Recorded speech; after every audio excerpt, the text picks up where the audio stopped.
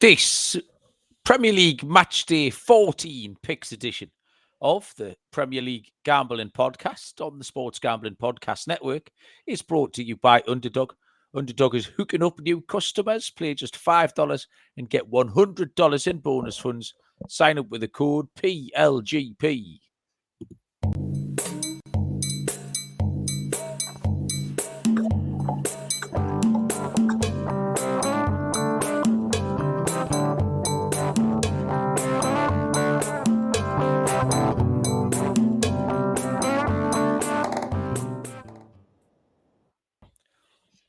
Welcome, everybody, to the Premier League Gambling Podcast on the Sports Gambling Podcast Network. My name is Malcolm Bamford, coming to you from Newcastle upon Tyne in the northeast of England. Today is Sunday, November the 30th. We are here to run the rule over a Premier League weekend which finished a couple of hours ago before immediately getting stuck into a new slate of fixtures. 10 games taking place Tuesday, Wednesday, Thursday this week. Joining me from somewhere in Nottinghamshire is Mr. Barry Penaluna. Barry, what's happening? What's happening? It feels a bit like Christmas already, doesn't it? With which bit? The bit where you've got loads of football going on. Okay, that bit. Finishing today and then kicking off again Tuesday. It's like we're into December, and it's that time where everything kicks off, and we've got 2 games every week. It's lovely. I like it. I don't really. Why is this like week scheduled? It's just apropos of absolutely fucking nothing. It's just there. It's probably to do with the fact we're playing 8 Champions League games instead of 6 now, isn't it? You've got to squeeze them in somewhere. I don't know. That doesn't make any sense. No, it doesn't. Well, it does. It does actually. Does it? Go on, sorry. That had a knock-on effect to cup games and then replays and all of that. There's loads of reasons. So just take me word for it.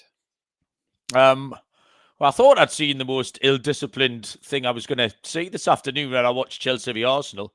But the first 4 minutes of the live chat here, Barry, is rivaling it. We need Anthony Taylor in the YouTube comments here to dish out a few stern yellows. Everyone's getting stuck into each other, which is making me laugh and leaving us alone for once, Barry. We're off the hook because Callum and Lee and Fefwef and Joe Dollar, it's like a cage match in there, like ladders and tables and all that. Everyone's just fucking calling each other's teams' names, which is good. Weekend, which was largely made by a 4-1 away win for Newcastle, which makes everything all right, which was a good job because I very nearly had Barry an all-time stinker. Very nearly. I have done this before, though. Do you remember? Honestly, I really... The thing is, I checked with you at one point because it looked like you could possibly have the all-time record breaking stinker.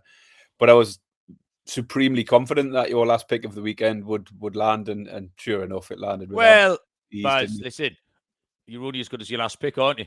From 4 o'clock this afternoon, I've got a 100% record. I went 1-9, Baz. 1-9. We have gone 1-9 before, though. Do you remember we were actively... We were talking in private last time. It's not just 1-9, Malcolm. It's the fact that you went 0-9 the first 9 games. Yeah, but that's what happened last time, because we were talking whether or not it was better for the show. Would it be funnier if I went 0-10, or would it be all right if I managed to get the last one in? And I've done this exact same thing before. Hit the last one. As it happens, I can turn up and show my face because my accumulators hit.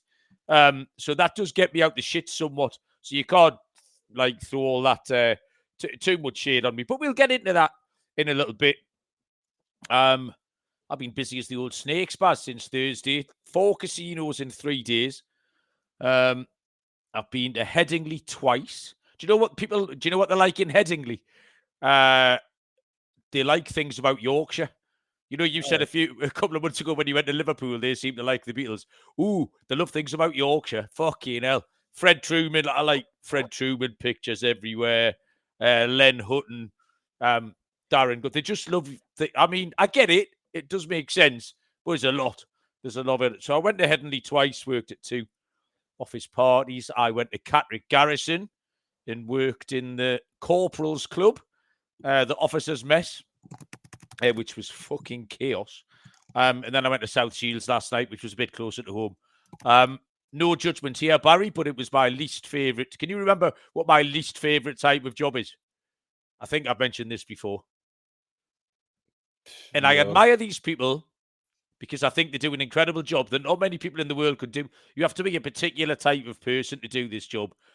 But call centre Christmas party is the fucking absolute word. Oh, my God. Sorry, I'll put a word on the front there. Mackham call centre Christmas party. Holy shit. It was like Lord of the Flies by about 9:30. Like, it was fucking chaos.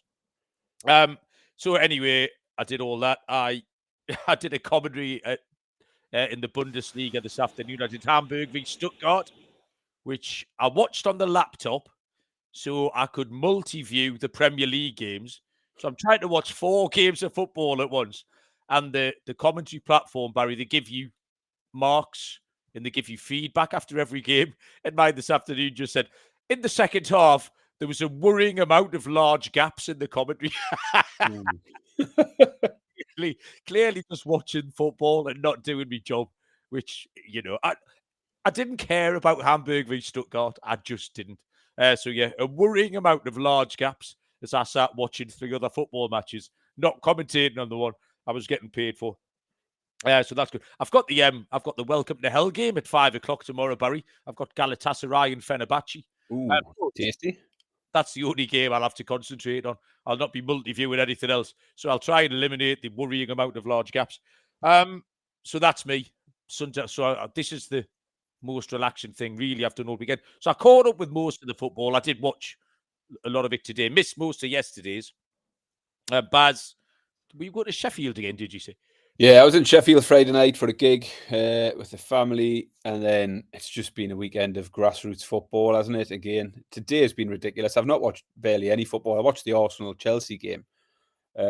Chloe was playing at 10:00, my team that I coach.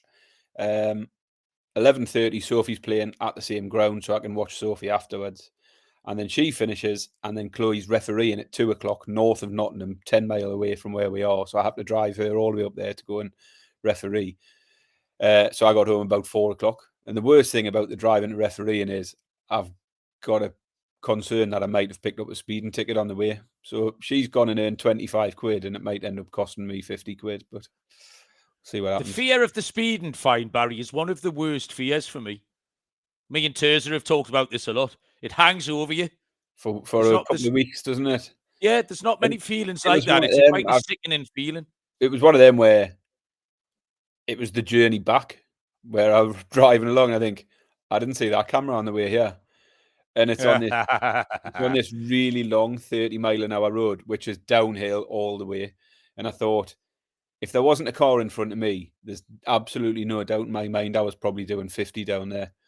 So I'm just hoping there was a car. I can't remember, but yeah, I've got the fear now. That fear is often dependent on how many points you're carrying at the time. Like if you're sitting on I'm clean. 0, I'm clean. Yeah. Yeah. Well, I'm all right now. There was a point where I had 15, if you remember that, which made the fear of the speed and fine a lot worse. But when I backed out to where I might be on 3 now. I think I got one quite recently, but I'm back in the game anyway. Right, okay. We'll have a run through the anatomy of a disaster and the recovery on the Accas. Gear up for the holidays. The SGPN merch store is the perfect holiday gift for the DJ in your life. Promo code HOLIDAY for 25% off everything. Yes, even Premier League gambling podcast hoodies.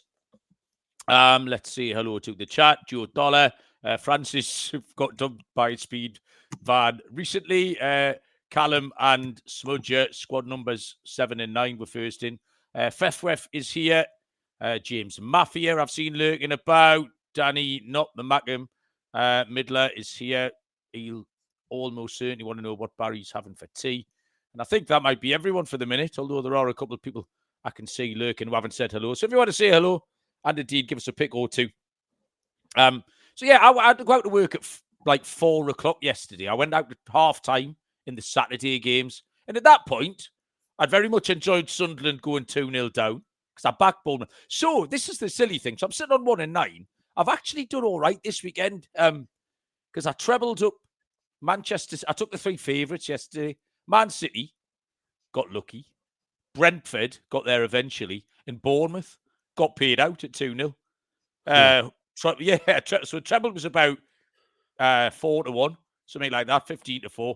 So I got paid out on that, got in the van, and then it just all started going on my drive from here to South Shields, over to the Stadium of Light, 2-1, 2-2, 3-2. Over to Leeds, 2-1, 2-2. Burnley got the equaliser when I thought Brentford had nicked it. And from then on, it just wasn't great. I had the unders in the Fulham game. I took Everton. I didn't mind losing to Everton, obviously. Had the unders in the Fulham game. Got 2 goal notifications on my phone in the first 6 minutes. And then this afternoon wasn't particularly close until the Chelsea game. Took the cards, and I said over 4.5, or 2 cards for each team. But where I have redeemed myself, and I am able to show my face, was the accumulators. My corned beef pie acca was Brentford, Manchester City, and Aston Villa, which paid 7-4 plus 175. And my steak and Stilton acca, Baz, it's not a full portion because I had a non-runner in there. It was a yellow card treble, if you remember, was Trey Hume, who got booked. Cucurella. Despite not starting the game as well, Trey Hume, by the way. Yeah, I know. Whatever, pays out. And Sean Longstaff had picked up a calf injury, didn't play for Leeds. So the double paid about 9-1. So that, with the fact that Bournemouth got paid out, I ended up a little bit ahead. I don't know if anyone watched the fight in fifth hurdle yesterday. I backed the winner in running at 8-1 when Constitution Hill tipped up. And then the New Lion tipped up at the last. So I've got 1-9 and won like about fucking 120 quid more than I started with yesterday lunchtime. So we're not doing too bad, Baz. For absolutely no reason, I've had £3.84 on Ecuador to win the World Cup at 100-1. So there's something else to cheer on. I'll put that in my portfolio alongside Sweden. Baz, you had a blinder yesterday. I don't really know how you got on today. Did you top it up much today? No, not at all. From the sublime to the ridiculous. I went 5-0 yesterday. 5 out of 5 yesterday. None out of 5 today. However, that's incredible. However, today was redeemed by a couple of other things. So, yeah, yesterday, absolutely nailed it. Hit a winning pick and everything. I had Newcastle to score first goal. That came in 56 seconds, that one took. City to score both halves was a fortunate one. The Sunderland game, I just took the goals and both to score. So that was nice and easy. Brentford to win and over 2.5. Obviously, that was 0-0 quite late on. So quite a fortunate one there. And I took the overs in the Fulham Spurs game.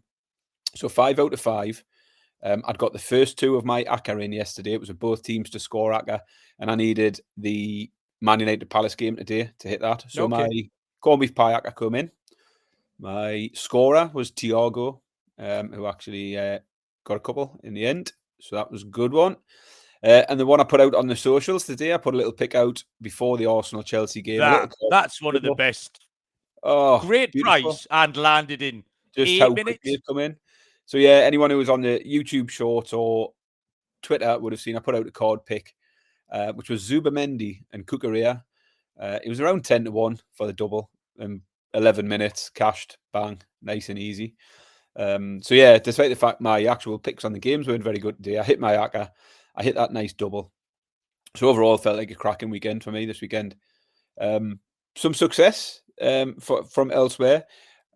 Jamie, my brother, at his football club, they run a punters pot, they call it, where there's a group of 15 of them or something, stick £20 each in at the beginning of the season or whatever it is. And then each week, one of them takes control of the pot and can bet on anything they want, any amount they want. So it was his turn this week. So he messaged me yesterday morning and said... What do you mean any amount they want? They can't spunk the whole lot, can they? Oh, they could spunk the whole pot if they wanted. Really? But nobody does. Fucking hell. But yeah, basically... Why haven't we been invited to that, Barry? You've got free reign to do whatever you want with that pot. That's brilliant. He messaged me yesterday morning and said, have you and Mal put out any picks for this week? So I said, here's the link. But I told him to jump to the fancy stuff at the end. I said, if you want the accas, go to your bonus picks at the end. So he took your card bet. He saw Longstaff wasn't playing and he put in Van de Ven instead. Van de Ven gets booked. So he picks up a lovely 30-1 winner there. So he had Hume, Van de Ven, Cucurella. And then he picked up my both teams to score treble, which won. But he also added in Chelsea Arsenal to it to boost it up a bit more. So that won. Fucking hell. So actually, he's come out really well from listening to our rackers and then just adding his own little bits on. He's made about £400 for the pot this weekend. So him and his mates are buzzing. It's mad, isn't it? Because, like I say, I feel like my weekend was ahead, embarrassingly bad. Yeah, I'm sitting here well ahead. Like, Jamie's listened to the show where I've got more than 9 and just made 400 quid for his right. He's picked up the 2 card picks. Yeah, that's the thing. How many times did we, especially during when we were making picks in that last game, we said about making the right bet. You know what? You can handicap the game in a certain way, whether it was Man City as a shorty, or whatever it was. But you've still got to land on the right thing. So yeah, why did he put Hume on when he was on the bench? He hadn't realised Hume was on the bench was the problem. Otherwise, he probably wouldn't have put it on. But he did have him on, and got fortunate by the fact he came off the bench and still got booked in the short time he was on the pitch. If you want to know, FF, there's several Penaluna brothers, and Barry's by far the most intelligent of them. So that might answer your question a little bit. They're all there, lovely fun in the pub. I tell you what, dangerous. To be fair, I suspect what he probably did was just put all of them on, and the Longstaff one would have just dropped off anyway because he didn't participate at all. So yeah, he probably wasn't even smart enough to notice Longstaff wasn't in the squad either. Oh, that's funny. The Backus family have joined us. It's well seen that Manchester United won a game. So welcome, Courtney and Patrick. Baz, we've done 70 minutes. We're going to have to, we'll do the eye catches quickly, and then we're going to have to make some picks. We are brought to you by Novig, America's #1 sports prediction market. Novig, you're getting the best prices. Novig is available in over 35 states. Download the Novig app, get $50 when you spend $5. Use the promo code SGPN. Get in on the action with Novig. Promo code SGPN. And Underdog is your home for pick 'em entries. You can win up to $5,000. Brand new offer. Play $5 and get $100 in bonus signing up with the code PLGP. Eye catchers were pretty brief because most things eventually went to form, I think. The Chelsea-Arsenal game today, Chelsea just highlighted the issues we talk about, didn't they? They're going to let themselves down. That Caicedo tackle was just ridiculous. I've seen polls on Twitter where it's not. Did you see him when the red card comes out and he's pointing himself? Who, me? Yeah, me. Like Saka points at the screen and says, "Mate, come on." Betty was like, "Why does he not think he's been sent off?" I was like, "Because he's a fucking idiot." But that, in a nutshell, today was why Chelsea will let themselves down from time to time. And the same with Arsenal, by the way. We've said that Arsenal, to me, I came up with this little analogy today, Barry.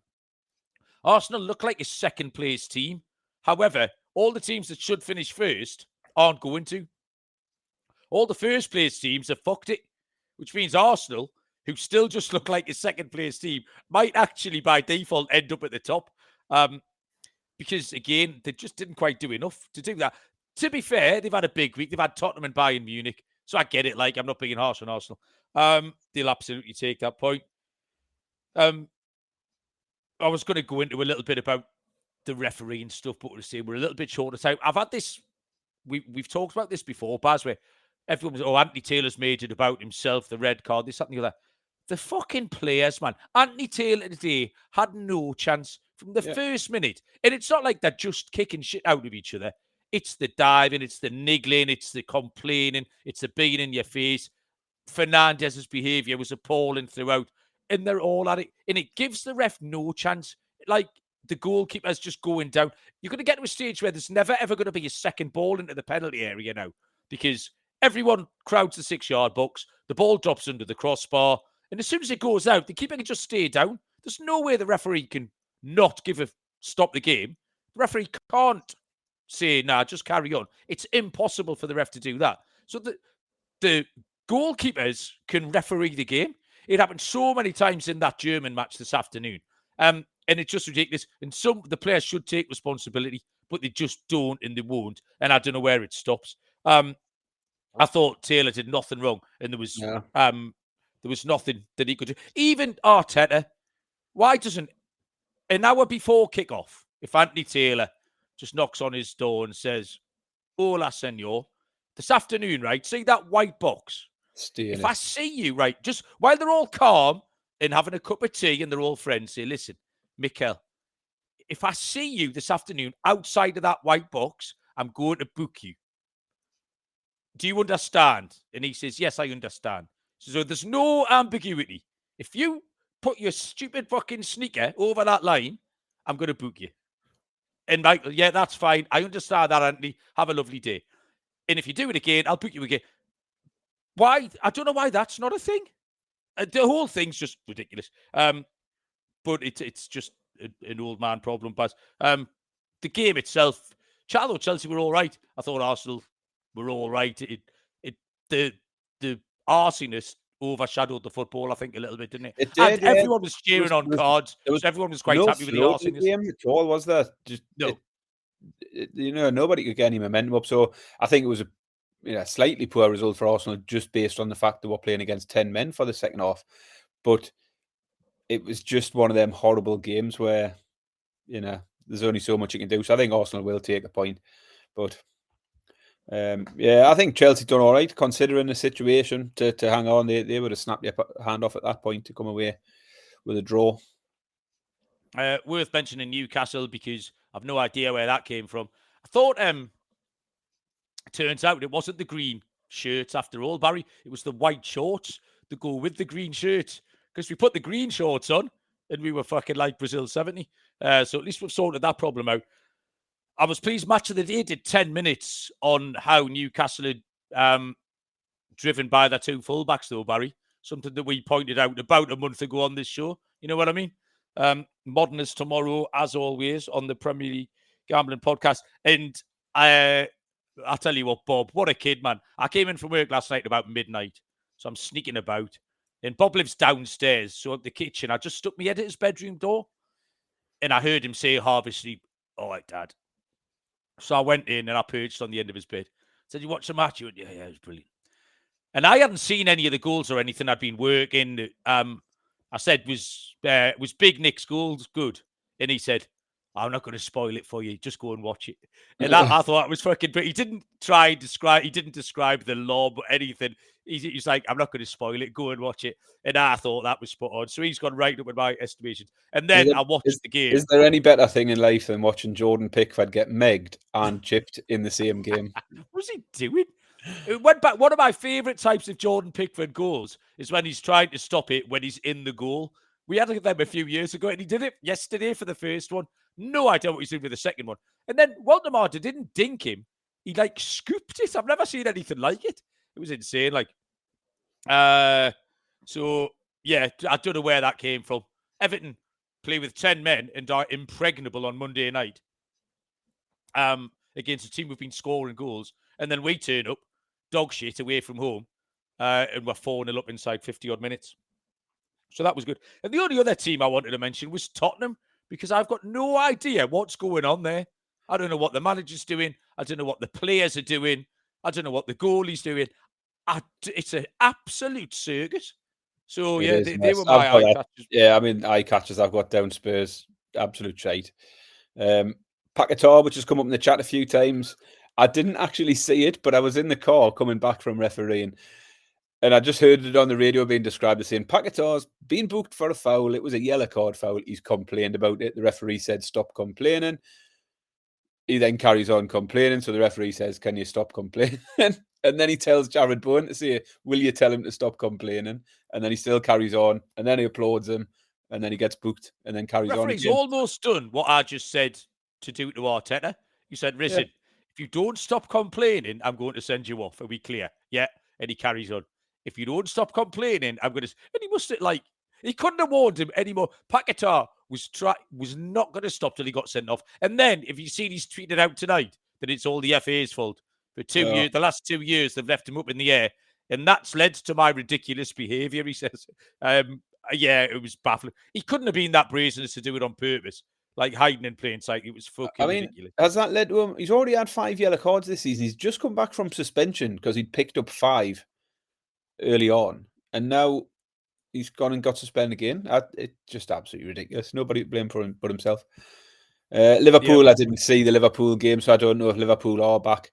What annoyed the hell out of me was after the Arsenal game, Jamie Carragher comes up on the screen and there's some sort of programme after the Sunday afternoon game called Premier League Extra Time, where they just talk about the weekend. Yeah. And Jamie Carragher comes on, he says, yeah, today on Extra Time, we're going to talk about Liverpool. We've got Florian Wirtz, who's had his best game in a Liverpool shirt today, and that bloke up front who'd scored his first goal or something like that. And I just thought, oh, man, like literally, they've won a game, and they were going to do a full half-hour show on that scenario. I just turned it straight over. I'm not listening to this. Absolutely pathetic. Well, I didn't see any of that. I had the Liverpool game on the multi-view with everything else, and it just looked like West Ham was shit, which was a big part of my handicap. I had them to score. So yeah, all or nothing really. Harry's joined us, Chelsea. Harry messaged me the other day, Wednesday or Thursday, wanted some Thanksgiving NFL picks, and I completely ignored you, Harry, until I saw the message last night. Thing. So I apologise for that. I did message you. I've been busy, man. Busy as snakes. The Prediction League was a double game week, so has not updated yet. So no updates on the Prediction League until after this week's games. Barry, anything else? We haven't got time for anything. Want to mention before we make some picks? We need to crack on.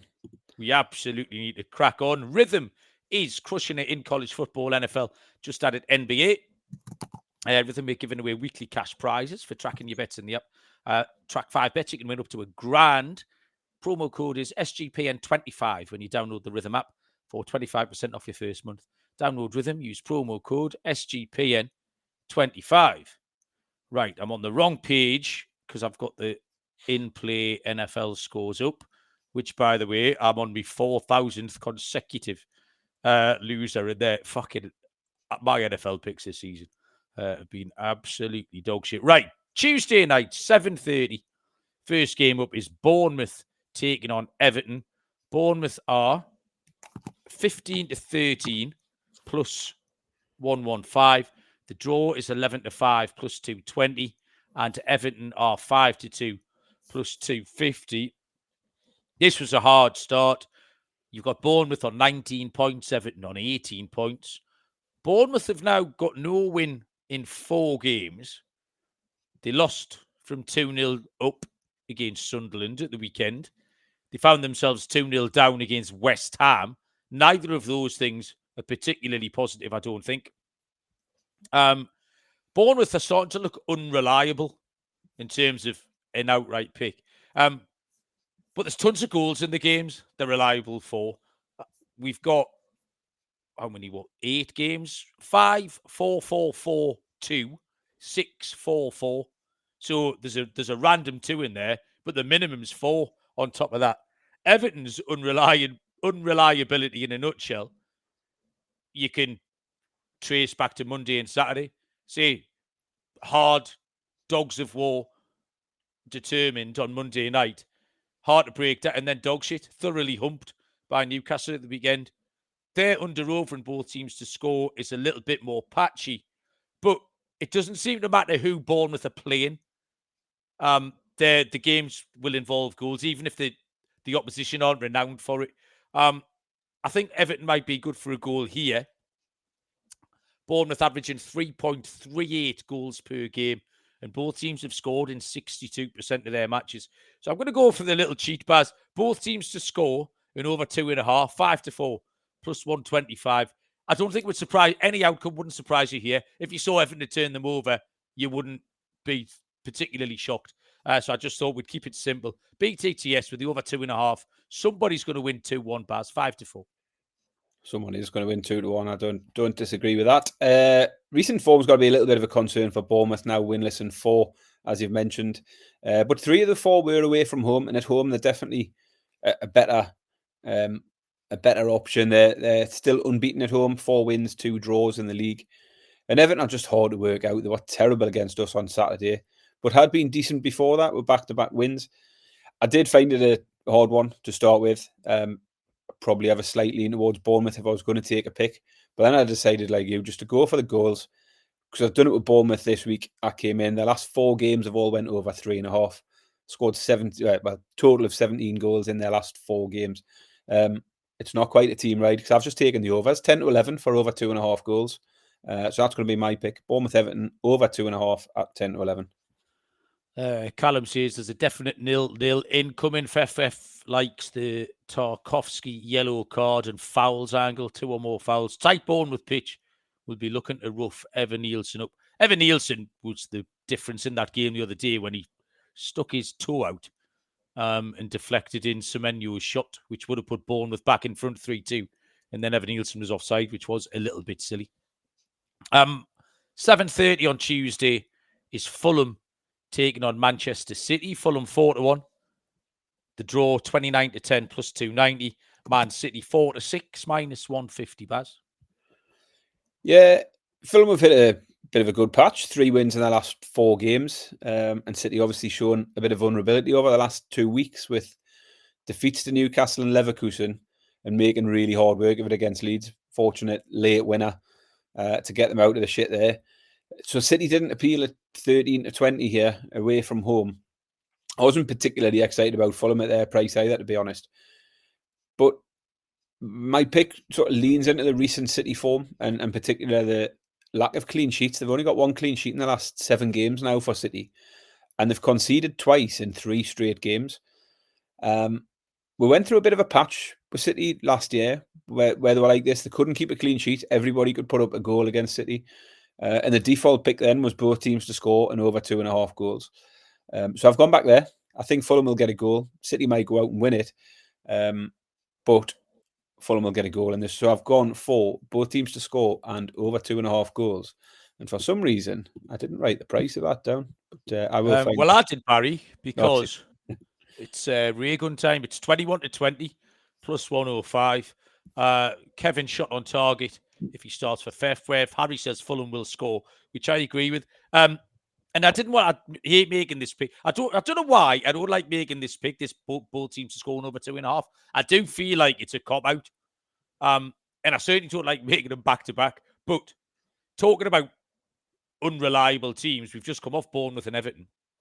I mean, Manchester City lost at Newcastle, beaten it over Leverkusen. I don't know what was going on yesterday. They 2-0 up, particularly. How they made so much hard work of that against Leeds. Totaled 5-3-3 and 4 in the last 4 Prem games. And Fulham have been better. They've won 3 of 4. The home form is good. 1-4 drawn, 1 lost 1. They're looking a bit healthier. They've got a few goals in them. And I just thought it was exactly the same pick, Baz, because Man City are entirely unreliable. It's another 2-1 to someone. Both teams are scoring over 2.5 as a team right at 21-20 plus 105.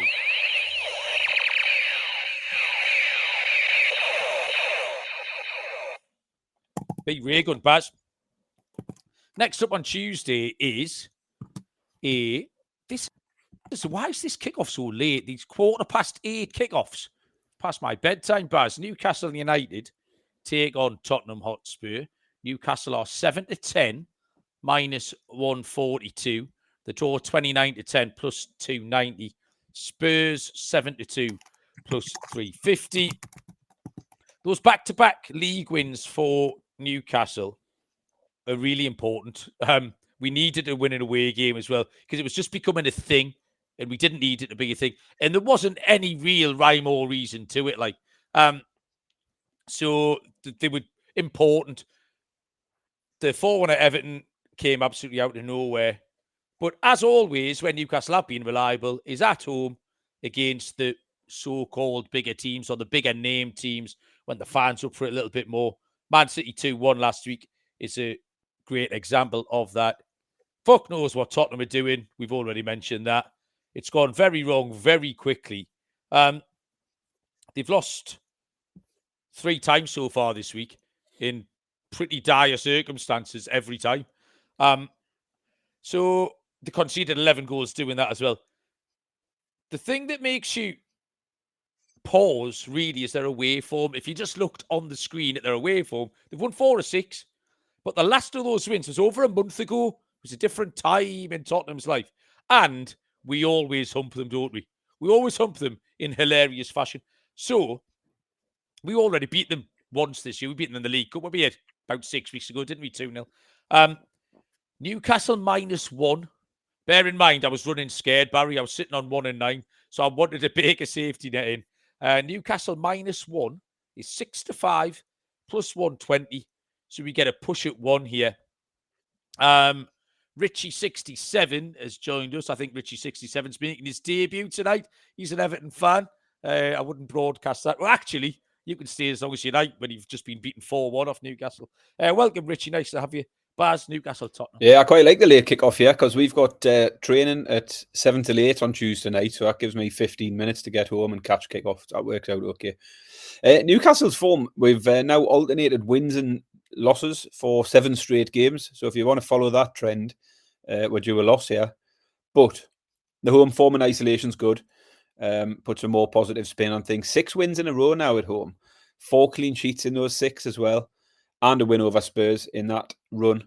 It feels like the football's been better over the last week. We talked about the difference of having Tino and Hall back at fullback.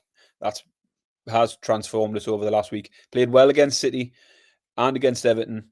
And despite the result, I thought we played quite well against Marseille. That could easily have gone another way.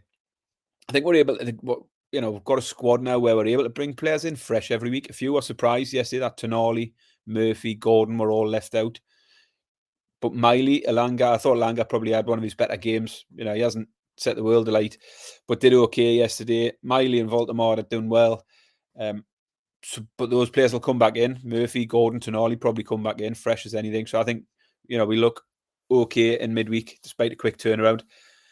Plenty of reasons to be positive about Newcastle after the last week, and even more so when you look at the Spurs form. No win in 4 league games. They've just lost 3 in a row. You said 3 in the last week, which puts that into perspective a bit. They've conceded 13 in the last 4 games as well. I seen yesterday some Spurs fans are already getting a little bit sick of Thomas Frank. And it has all been very average so far. They seem to have started the season quite well, but then when you look back, other than the win against Man City early in the season, they haven't beaten anyone of note. They've beaten Leeds, West Ham, Everton. They didn't even beat Wolves. I mean, everybody beats Wolves, and Spurs only managed to draw there. So they've only won twice in the last 10, I think, in all competitions now. And the head-to-head, you mentioned we always want them. Newcastle have won the last 6 of the last 7 head-to-heads. So got a really good record there. And loads of goals in the head-to-heads is the other thing. I think if you look at the head-to-heads in the league between Newcastle and Spurs, the last 9 have all gone over 2.5 goals, and quite a lot of them have went over 3.5s and over 4.5s. So I'm going to take Newcastle to win, but I'm going to tag on the over 2.5 goals in this one to get me to around 11-8. I think we'll get goals, and I think Newcastle will win. So Newcastle and over 2.5 at 11-8. Okay, we move across to Wednesday, 7:30 kickoffs. Arsenal taking on Brentford. Arsenal 1-3 -300, 5-2, not 5-2, 19-4. The draw plus 475, and Brentford are 8-1 dogs. Bad. Yeah, so despite having backed Arsenal today, I was quite glad to see them drop some points just to try and keep the top of the table alive a little bit, because it did look like Arsenal were going to get away. So it keeps that going a bit. I thought they were a bit disappointing just because of the fact they played against Chelsea with 10 men for a long period of time. But, we've seen it before where that doesn't necessarily always make it easier. Man United suffered with that last week. But as I said before, it was a horrible game. It was a hard game for them to get any momentum. And Chelsea are a decent side and decent form, so not a massive negative for Arsenal today, really. I think the point is reasonable. They are still unbeaten in 17 games now, and at home, 7 wins in a row. I think they've won 10 of 11 games at home in all competitions. And 9 of those 10 wins at home have come by 2 or more goals. So I didn't even get to the Brentford pick. I think Arsenal are good enough. They're good enough at home. Brentford are going okay, but Arsenal at home are too strong for them. And I think Arsenal on the handicap is a fair pick. As I say, at home, they've covered the handicap 9 times out of 11 games. So Arsenal minus 1.5, 5-6. Yeah, this was I handicapped it the same way. Took a slightly different bet, Baz. You've got to land on the right one. The key here, apart from Arsenal being very good, is Brentford's away form. They are different. There's a big split there. 1-1, lost 5, conceded 12 in those defeats. The average goals per game away from home is 3. Remain to be seen what Arsenal's endeavours sort of took out of them today. But that 1-1 draw at Chelsea won't define their season at all. They're also averaging 3 goals per game. So I'm just going to take that data. There's 3 goals per game, and I'm going to tag it onto the Arsenal win. So Arsenal to win in over 2.5 goals is 9-10 minus 111. Arsenal win to 0 is Danny's pick. Fefwef has gone for the Declan Rice shot on target, 6-4. He's had 4 in his last 5 games, and 2 or more shots on target at 9-1. So yeah, little Declan Rice shot ladder for Fefwef like that. 7:30 Wednesday, Brighton and Hove Albion taking on Aston Villa. Brighton 15-13 plus 115. The draw is 5-2 plus 250. Villa 9-4 plus 225. This is tight. All 3 outcomes on the table again.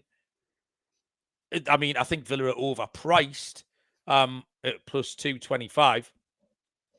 I found this quite easy, even though both teams this afternoon went under 2.5 and sort of flew in the face of their recent form. Because to me, this screamed goals. Brighton were lively today. That multi-screen lark I was watching, every time I looked at the Brighton game, the ball was just pinballing around the Forest 6-yard box. I don't know how they weren't 2 or 3 goals up by half-time. They got an incredible amount of good positions. Villa struggled to break down Wolves, which is fair enough. And actually, Wolves made plenty of chances in that game. A little bit unlucky to have one disallowed. Martinez had to make some saves. Taking a pick here that's sitting 5 of Brighton's last 6 games, and it's a Brighton team total. That's it. This could be absolutely anything, but I think Brighton are good for goals. They've been full of goals. They look more than lively. Brighton team total over 1.5 is even money, Baz. Well, that's gone a little bit different to how I thought. It is a tough game. I think 2 teams who are 2 of the form teams in the league at the moment, both going well. Villa have won 5 in a row. Brighton unbeaten in 4 and won 3 of those last 4. And I do think that form comes as a result of some nice fixtures for both of them. But they've done what they had to do, and as I say, they're both going well. So it was a close matchup. I can see why Brighton are favourites at home. But I thought, like you, I thought the Villa price was a little bit big, and it's tempted me in. I think Villa's form's slightly better, and the price for Villa was tempting. They've won 7 of their last 8 in the league. The only team that have beat them have been Liverpool. They've got a couple of away wins in there as well. They went to Elland Road and Spurs and got away wins, so they can win on the road. So 9-4 was tempting, but in the end, I just preferred Villa on the team total. So I've gone the opposite way to you. So we can both still cash. But 13-8, I've gone for Villa to score 2 or more goals. I wouldn't, but I've got in my notes, I wouldn't rule out a 2-2 here, which is why I've went for the team total as opposed to taking Villa. I was tempted by Villa as a dog. And I might come back to that later. But yeah, we'll take the 2-2. And yeah, you can cash your Brighton. I'll cash about 14-1, something like that. Okay, next up, stand by your beds, Smudger. We've got Burnley taking on Crystal Palace, which is 7:30 on Wednesday night. Burnley have shortened up a little bit here. Line movement report. Burnley were 7-2 plus 350. They are now Burlington Birdie 100-30 plus 333. The draw is 29-10 plus 290, and Palace have drifted tiny amount of it's a bit negligible. 7-10 minus 142. Crystal Palace. Barry, this is you. Yeah, Palace were a letdown today, obviously against Man United. I didn't see that one, so I have no idea how it went. But I'm happy to take them to get back on track here. Prior to today, they'd been unbeaten in 4, and they'd kept 4 clean sheets in a row before losing to Man United today. Burnley, on the other hand, have just lost 4 in a row after their defeat to Brentford this week. And they've conceded 2 or more goals in 5 straight games. And I just think if Palace can go and get those 2 goals that everybody else seems to put up against Burnley, I don't think Burnley have got enough to come back from that. But Palace are strong enough defensively. As I say, 4 clean sheets recently. I'm not too bothered about Burnley being at home. They've only won 1 of their last 6 at home, and that was against Leeds, one of the promoted sides. So I'm just going to take Palace to win. I kept it really simple. Palace win at 8-11. Well, yeah, that's been co-signed. Our Burnley correspondent with a considered and insightful opinion, says Crystal Palace win. We are fucking dog shite. So there you go. Palace were disappointing today, just because they absolutely mangled Man United in the first half. Mateta, I saw for the first time last week Palace fans laughing about how bad Mateta is at one-on-ones. And then today I saw it closely and it really annoyed me. Firstly, because I had shots on target and he had 2 one-on-ones and couldn't get a shot on target. And then eventually he got one with a penalty, the twice taken penalty. Palace should have had 2 or 3 goals in the first half, didn't. I don't know how Man United came back from that at all. Burnley are only really of interest at home, where they have won 2 of the 6 games. Not been many goals in those 6 games. Scored 5, conceded 6. So low scoring affairs. Palace did leave me scratching my head today because they were 1-up and cruising and then completely shit the bed. That was only their 3rd defeat, but they draw too many games as well. They got 5 wins and 5 draws. So 7-10 is a skinny price. They've only conceded 4 away goals in the 6 games. Just looks low scoring to me.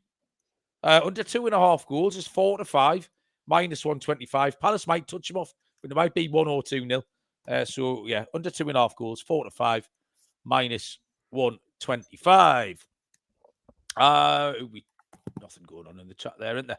Right, I'll crack on with 7:30 kickoff. Wolverhampton Wanderers taking on Nottingham Forest. Wolves are 9-4, plus 225. The draw's 11-5, plus 220. Forest 6-5, plus 120. So even though Wolves weren't awful today and Nottingham Forest got beat, put simply, one of these teams is capable of winning a football match and the other one isn't. So, I mean, if you do remember Nottingham Forest's last away performance, they won 3-0 at Anfield. So if you want to give me 6-5 about them being able to win at Wolves, I think you have to take it. They can win football matches, Wolves can't.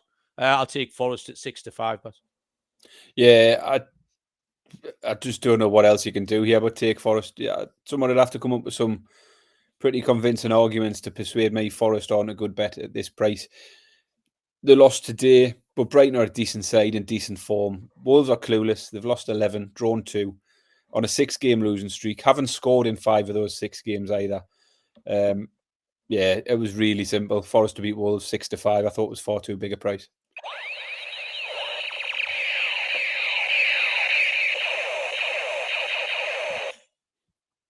Here we go. Ray gun for that.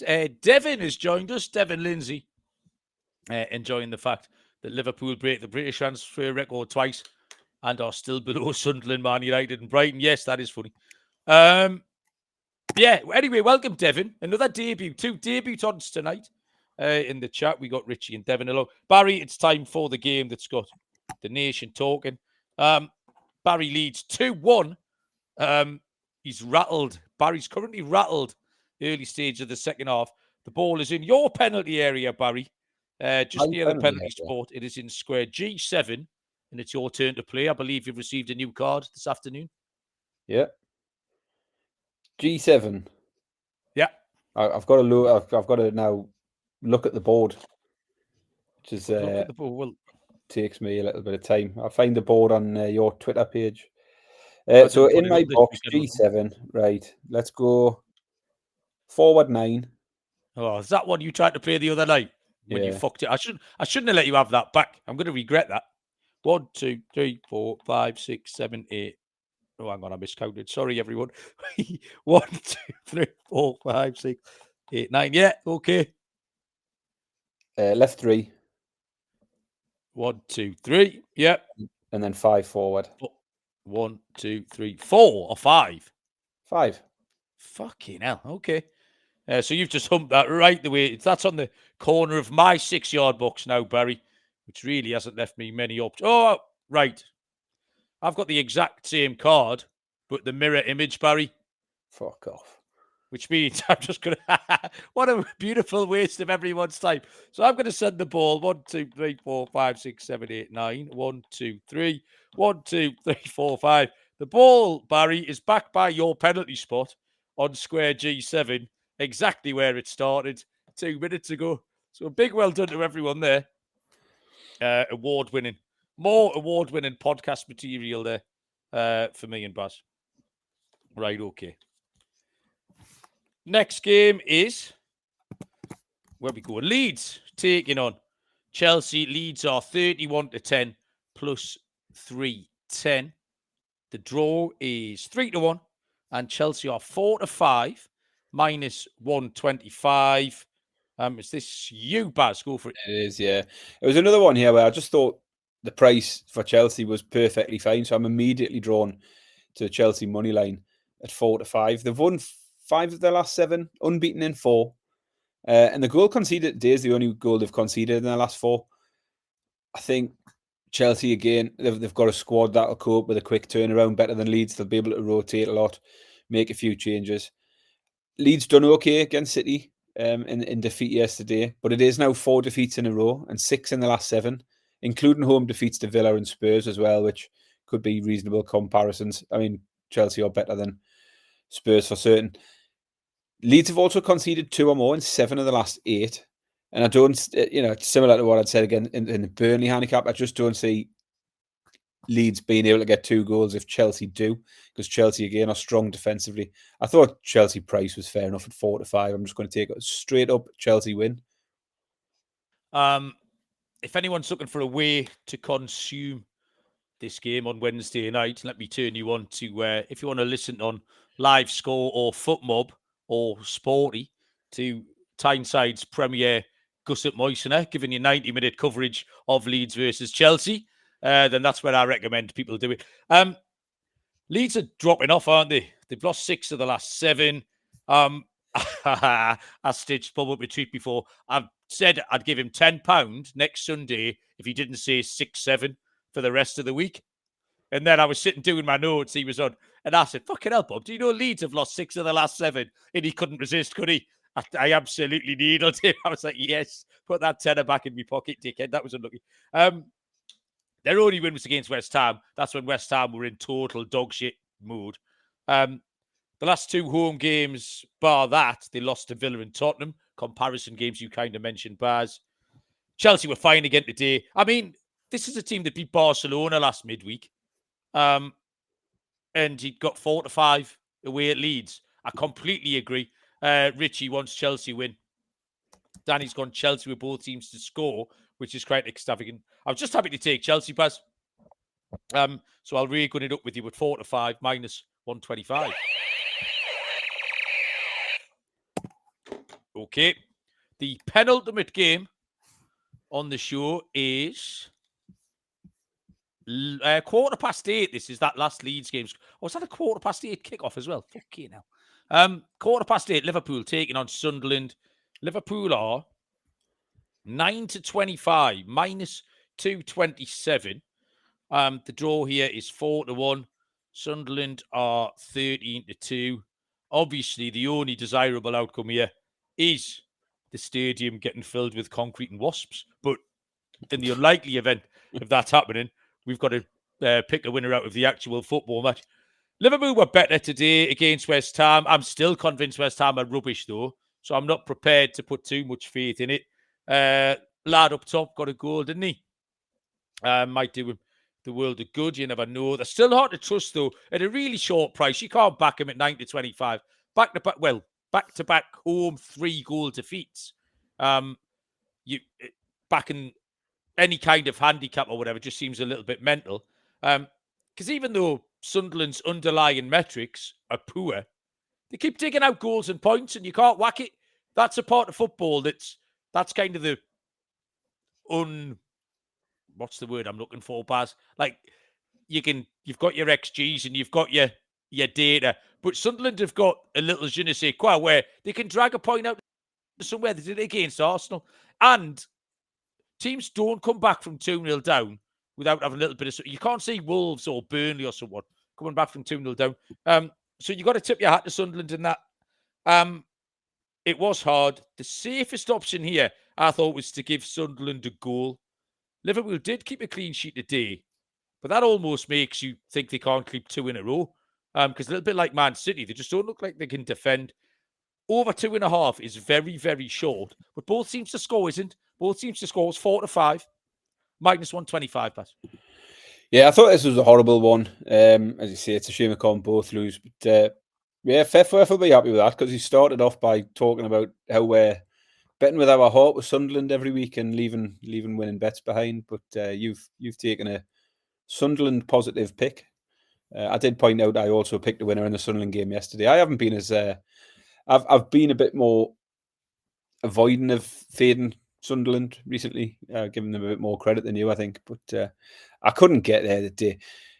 I mean, Sunderland, another good result, but at home, they are a different prospect at home. Away from home, it's a bit more mixed. They've won 2 of their 6 away games, but the other 4 they've failed to score, which was a bit of a concern. They scored only 3 goals in the 6 games away from home. But then Liverpool, who knows? You can't back them at this price. And as you say, I certainly don't want to be involved in Liverpool on a handicap at the moment. They've got to win under the belts today. But does that do you enough to fill you with confidence at such a short price? I'd suggest not. Even at home, they've lost 4 of the last 6 games now. It was one I just wish I could have skipped. I struggled to find a bet. You found one. I've totally copped out. I went into the stats market. Liverpool corners, complete cop out. I don't know what I'm thinking. The line is over 6.5. They've had a 7, an 8, and an 11 in the last 4 games. So they've covered it 3 of the last 4. The concern is those were 3 games where they were behind and chasing the game. But there's nothing to say Sunderland won't take the lead and Liverpool be behind here. And also the Sunderland side of it, Sunderland have given up 7 corners or more in 3 of their last 4. So it's a shite pick, but I couldn't come up with anything else. So Liverpool over 6.5 corners at 10-11. It was really hard, Baz. I don't mind you. And just the fact that you own up to it, because it was tricky. Like, it's not like you've tried to dress it up as some fucking fancy pants, data-rich, clever pick that you made. Trey Hume to make a foul from Fefwef is a nice angle in. Richie wants to score draw. Final game is on Thursday, 8 o'clock on Thursday. One game is Manchester United and West Ham United. Man United 21-50, -238. Draw 4-1. West Ham 5-1. Baz, finish us off with a winner. Yeah, and again, we've been accused of doing this for Man United, just going with our heart as well. But yeah, I think in the last year, maybe, we've been so much more fair than we used to be. I think so.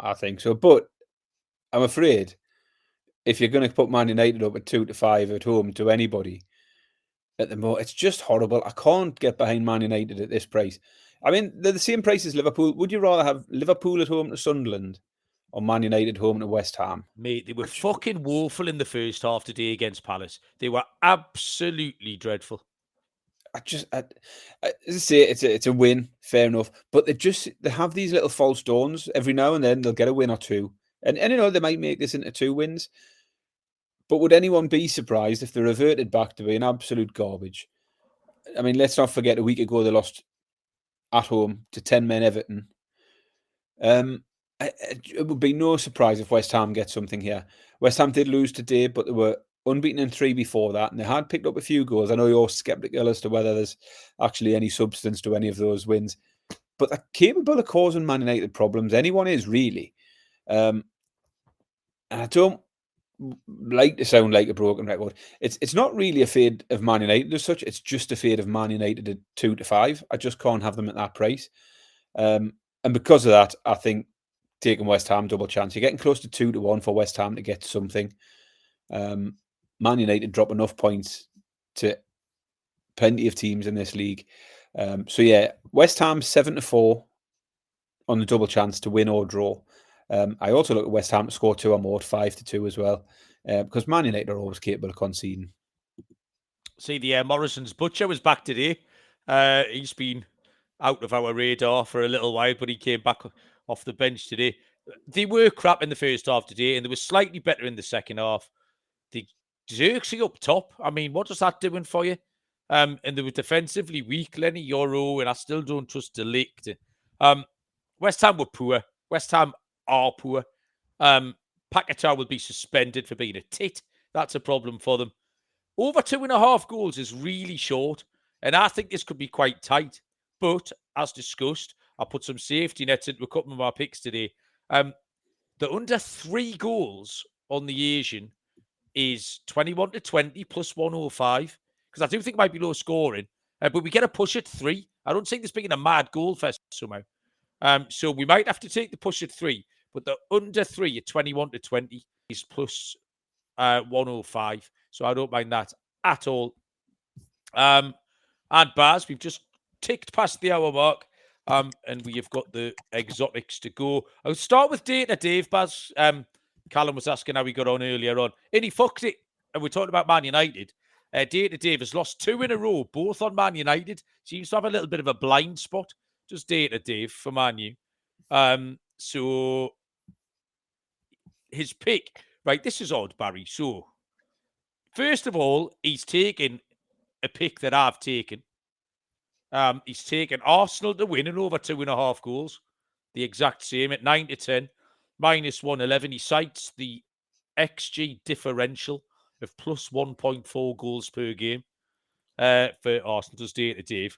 I also asked it, and this is unbelievable. Bear in mind, he'd already picked the same pick as me in the Get to Know Data Dave section of the show, Barry. I asked him, because it's been quite fluffy, hasn't it? You know, his favourite record, crisp flavour. I thought I'd go a bit high, bro. I asked him what his favourite ancient civilization was, Barry. And he went with my favourite ancient civilization. Having picked the same.